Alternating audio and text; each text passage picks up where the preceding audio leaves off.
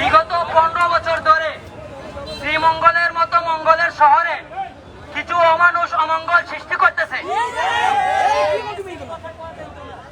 আমাদের শিক্ষাঙ্গনের সামনে ময়লার বাগান রেখে পরিবেশ দূষণ করতেছে।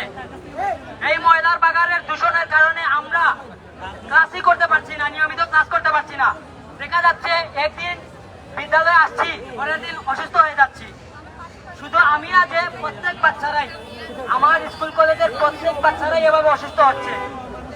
ওদের টিফিন টাইমে ওদের নাস্তা খাওয়ার সময় এই ময়লার বাগান থেকে দূষিত বায়ু এসে ওদের খাদ্যের মধ্যে পড়তেছে। এইটাকে ওদের ফুড পয়জনিং হইতেছে। আমরা প্রকৃত দাবি জানাই, আমাদের স্কুল কলেজের সামনে থেকে এই ময়লার বাগান সরাতে হবে, না হলে আমাদের শিক্ষা কার্যক্রম কখনো সফল হতে যাবে না। আসসালামু আলাইকুম। আমার নাম নমিতা, আমি শ্রীমঙ্গল সরকারি কলেজে অনার্স প্রথম বর্ষে পড়ছি। আমরা গত বছর ধরে চেষ্টা করছি, কিন্তু আমরা পাই নাই। আচ্ছা, আমাদের প্রতি কি আপনাদের কোনো মায়া দয়া নেই? আপনারা বুঝতে পারছেন না আমরা ক্লাস করতে পারছি না, আমরা স্বাস্থ্য ঝুঁকিতে পড়ছি। ছোট ছোট বাচ্চারা ক্লাস করতে পারছে না, আমাদের পড়ালেখা ব্যাহত হচ্ছে। আপনারা বুঝতে পারছেন না?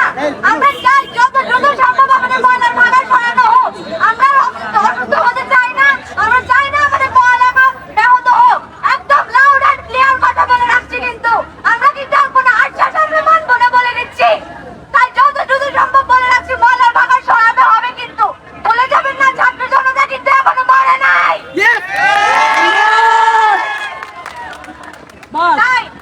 তাই আমাদের কথা একবার মাথায় রাখবেন। কিন্তু আমরা কিন্তু যেমন দেশকে স্বাধীন করতেও জানি, আমরা দেশের জন্য কাজও করতে জানি।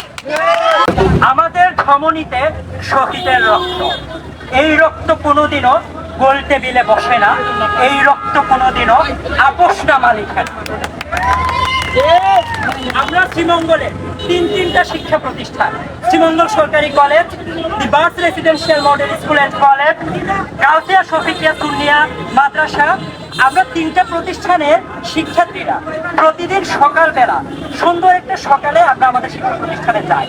আমাদের খুব ইচ্ছে করে বাতাসে গান, কিন্তু আমরা পারি না, কারণ আমাদেরকে এখানে নাচ চেপে ধরে আমাদের ক্যাম্পাসে ঘুরতে হয়। কারণ কি জানেন, আমাদের এই তিনটা শিক্ষা প্রতিষ্ঠানের মাঝখানে বিশাল আকারের দুর্গন্ধময় একটা ময়লার ভাগাড়, যা দশকের পর দশক থেকে পড়ে আছে।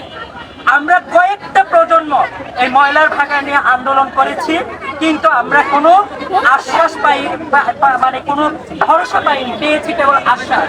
বলতে বাধ্য হচ্ছি, কেউ কথা রাখে। আমাদের কলেজের মধ্যে দুইটা ফটো গ্যালারি আছে। আমাদের খুব ইচ্ছে করে অফ পিরিয়ডে ওই ফটো গ্যালারিতে বসে একটু ছবি তুলি, একটু খোশ গল্প করি। কিন্তু যখন উত্তরের বাতাস দক্ষিণ দিকে প্রবাহিত হয়, তখন এই ময়লার ভাগাড়ে সমস্ত দুর্গন্ধ আমাদের নাকে মুখে ঢুকে যায়। আমরা পারি না ওই ফটো গ্যালারিতে বসে একটু ছবি তুলতে।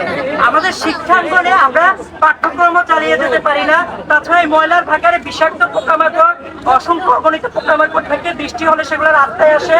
সেখানে কুকুরের আনাগোনা খুব বেশি। গত বছরও আমার কিছু ভাই বোনদেরকে কুকুরে আক্রমণ করেছে। আমরা পরিবেশগত, সৌন্দর্যগত, স্বাস্থ্য ঝুঁকিতে রয়েছি। সকল ঝুঁকি থেকে পরিত্রাণ চাই। এতদিন বলেছি, কেউ কথা রাখেনি। বর্তমান পরিবেশ উপদেষ্টার কাছে আমরা বলতে চাই যে হয়নি বলে আর হবে না, সবাই বলে বাদলে বন পরিবেশ উপদেষ্টা চেঁচিয়ে বলে পাপ ছড়াবো। ধন্যবাদ। আমার সন্তান এবং আমার সন্তানের সাথে যারা আছে তারাও আমার সন্তান। আজ তাদের জন্যই আমি রাস্তায় নেমেছি। আমি বর্তমান সরকারের কাছে একটাই চাওয়া আমার, যাতে সন্তানদের সবাইকে সুস্থভাবে সুন্দরভাবে বেড়ে ওঠার এবং তার জন্য এই ময়লার বাগানটা সরানো হয়, তারা যেন সুন্দরভাবে লেখাপড়া করতে পারে। তারা যেন আগামী রাস্তাটা ব্লক হয়ে গেছে, একটু পিছিয়ে হয়ে গেছে।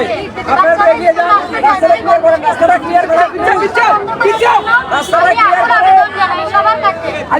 দাবি মেনে সুশৃঙ্খলভাবে রাস্তাটা ক্লিয়ার প্রার্থনা জানাচ্ছি বর্তমান সরকার এবং ছাত্র জনতার কাছে। আমাদের দাবি ময়লার বাগান